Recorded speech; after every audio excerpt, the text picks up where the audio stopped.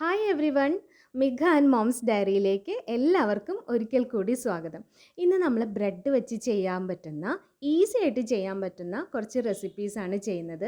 ഇത് നമ്മൾ പല റീൽസിലൊക്കെ ആയിട്ട് കണ്ടിട്ട് പരീക്ഷിച്ച് നോക്കിയതാണ്. ഇത് ഈവനിങ് കുട്ടികളൊക്കെ വരുന്ന സമയത്ത് ഉണ്ടാക്കി കൊടുക്കുകയാണെങ്കിൽ വളരെ ഹാപ്പിയാവും അവർ. നമുക്ക് ഈസി ആയിട്ട് ഉണ്ടാക്കുകയും ചെയ്യാം, അവർ നല്ല സന്തോഷത്തോടു കൂടി കഴിക്കുകയും ചെയ്യും. അപ്പോൾ ആദ്യത്തെ റെസിപ്പി നമുക്ക് നോക്കാം. ആദ്യം ബ്രെഡിലേക്ക് ബട്ടറിലേക്ക് ഒരു 4 സ്ലൈസ് ബ്രെഡ് ഞാനൊന്ന് ഇത് ടോസ്റ്റ് ചെയ്ത് മാറ്റി വെച്ചിട്ടുണ്ട്. ഇനി വീണ്ടും ബട്ടറിലേക്ക് നമുക്ക് കുറച്ച് സവോളയും ഒരു ചെറിയ മിക്സ് ഉണ്ടാക്കിയെടുക്കാനാണ്. കുറച്ച് സവോള, ചില്ലി ഫ്ലേക്സ്, അതുപോലെ കുറച്ച് ഒറിഗാനോ ഇല്ലെങ്കിലും കുഴപ്പമൊന്നുമില്ല കേട്ടോ.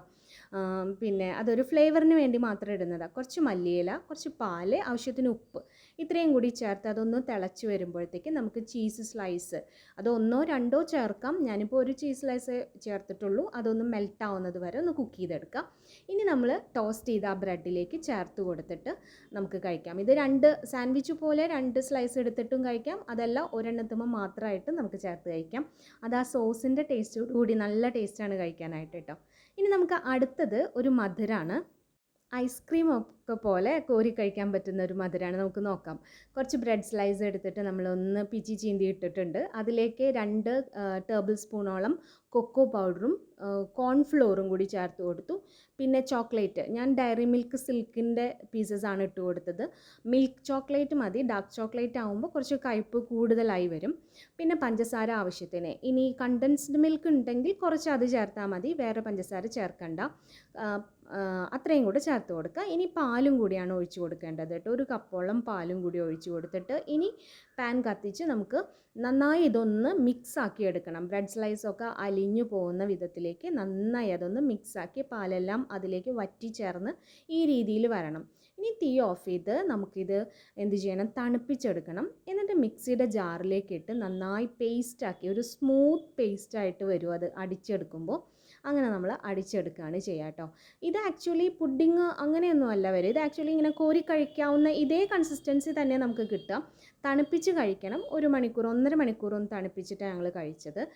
വേണമെങ്കിൽ മുകളിൽ എന്തെങ്കിലും കൊക്കോ പൗഡറോ അല്ലെങ്കിൽ ബൂസ്റ്റിൻ്റെ പൗഡറോ ഒക്കെ മുകളിൽ ഒന്ന് തൂവിക്കൊടുത്താൽ കുറച്ച് പുഡിങ്ങിൻ്റെ ഒരു ഇതിലൊക്കെ വരും. ഇതുപോലെ തന്നെ കോരി കഴിക്കാൻ കേട്ടോ. ഇത് വളരെ പോളിങ്ങുള്ളൊരു സാധനമായിരുന്നു. ഭക്ഷണമൊക്കെ കഴിച്ച് ഫില്ലായിരിക്കുന്ന നേരത്ത് മധുരം കഴിക്കാൻ നല്ലൊരു ഐറ്റമാണ്. പരീക്ഷിച്ച് നോക്കണേ.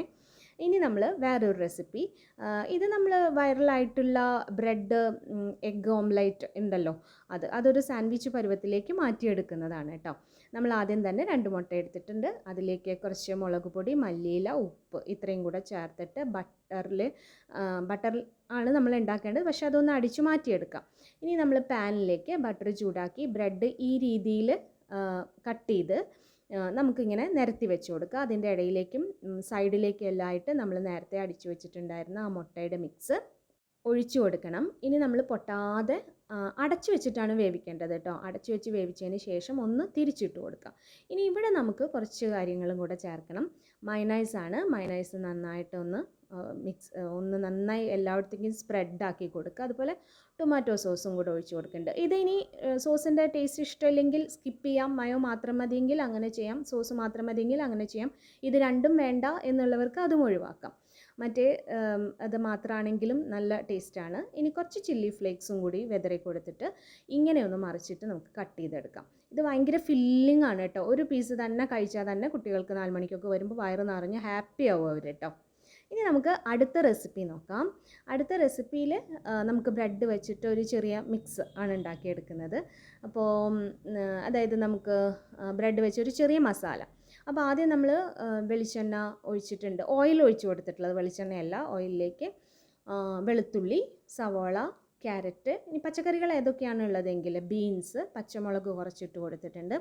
ഇനി നമ്മുടെ ഗ്രീൻ പീസ് വേവിച്ചതുണ്ടെങ്കിൽ അത് ചേർത്ത് കൊടുക്കാം. ക്യാപ്സിക്കം ഉണ്ടെങ്കിൽ ഇട്ട് കൊടുക്കാം. അതെല്ലാം കൂടി ഒന്ന് നന്നായി സോട്ടായതിന് ശേഷം നമുക്ക് ടൊമാറ്റോ സോസും സോയാ സോസും കുറച്ചിട്ട് കൊടുക്കാം. ഇനി നമുക്ക് ബ്രെഡ് അതിലേക്ക് ഇട്ടിട്ട് നന്നായി മിക്സ് ചെയ്തെടുക്കാം.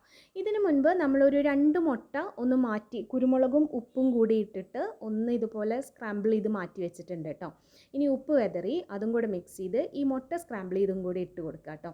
ഇത് ശരിക്കും ഒരു ഫ്രൈഡ് റൈസിൻ്റെ ഒരു ചെറിയ ടേസ്റ്റും കൂടിയാണ് വരിക. അപ്പോൾ ഈ 4 റെസിപ്പീസും കുട്ടികൾക്കൊക്കെ ഇഷ്ടപ്പെടുന്നതാണ്. എല്ലാവരും ഒന്ന് പരീക്ഷിച്ച് നോക്കണേ.